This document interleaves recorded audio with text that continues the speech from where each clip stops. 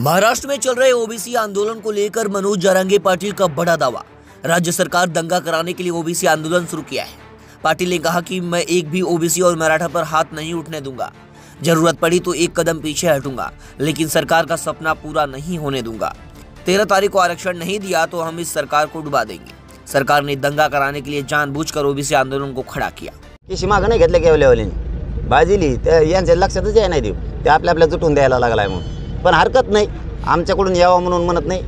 मग समाज एकटाच 50-65% आम्ही सगळ्याचे पाठ पुरायला खंबीर आहे त्याची, तो किती घ्या आम्हाला चांगला माहिती आहे। परंतु जातीवाद मी होऊ देत नाही, काळजी करायची नाही। ते जातीवाद आणि दंगल घडवण्यासाठीच आंदोलन उभा केले तिथं मी होऊच देत नाही। तिथं काही गाव खेड्यातल्या एकाही ओबीसी आणि मराठा बांधवावर हात पडू देत नाही मी तिथं। वेळ पडली तर मी एखादा पाऊल मागे सरकार, पण मी सरकारचं स्वप्न पूर्ण नाही होऊ देत, कवाच होऊ देणार नाही। सरकारला नाही जिंकू देणार म्हणजे नाही जिंकू देणार। पण 13 तारखेच्या आज जर नाही दिलं त्यांनी आम्हाला पुन्हा फसविलं आणि आमचे लेकरं जर डुबायचा प्रयत्न केला सरकार डुबिलच म्हणून समजायचं।